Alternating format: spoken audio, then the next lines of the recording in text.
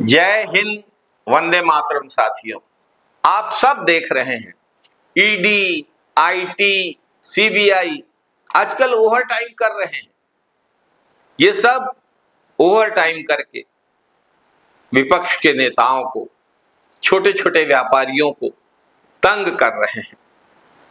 हालांकि इन्हें मिलता कुछ नहीं, और जिस नेता के घर से इनको कुछ मिलता है उसको भाजपा अपना लेती है।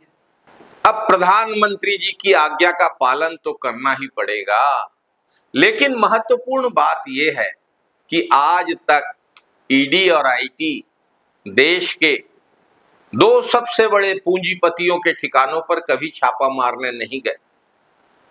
हम बात उन दो बड़े पूंजीपतियों की कर रहे हैं जिन पर प्रधानमंत्री मोदी ने अपनी सार्वजनिक सभा में कैंपों में भर भर कर काला धन ठिकाने लगाने का आरोप लगाया है।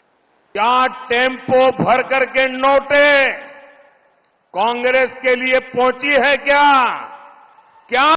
साथियों, ये आरोप किसी और ने नहीं, स्वयं प्रधानमंत्री मोदी ने लगाया है।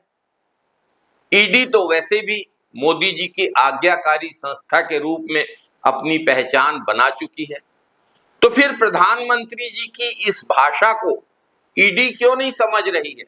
प्रधानमंत्री जी के निर्देशों का पालन ईडी क्यों नहीं कर रही है? साथियों, ईडी की 95% जांच विपक्षी नेताओं के खिलाफ हुई है, और जो विपक्ष के नेता भाजपा में शामिल हो गए उनकी जांच ईडी ने बंद भी कर दी है।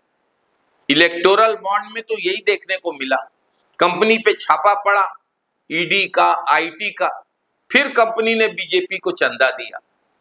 कुछ कंपनियां तो ऐसी हैं कि उनको घाटा हुआ है और उन्होंने बीजेपी को मोटा माल दिया है। डीएलएफ को 7 साल में 130 करोड़ का घाटा हुआ, टैक्स में 20 करोड़ की छूट मिली और बीजेपी को इन्होंने 25 करोड़ रुपए का चंदा दिया। 2017 से 2023 तक एयरटेल को 77,000 करोड़ का घाटा हुआ, लेकिन इस कंपनी ने बीजेपी को 200 करोड़ का चंदा दिया।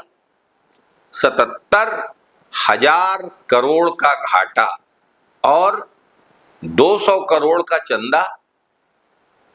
साथियों, ईडी एक माध्यम बन चुका है, एक गिरोह की तरह काम कर रहा है, जिसका काम बीजेपी को चंदा दिलाना और दूसरे दल के नेताओं को भाजपा में शामिल करना है, विपक्ष की राजनीतिक गतिविधियों को बाधित करना है।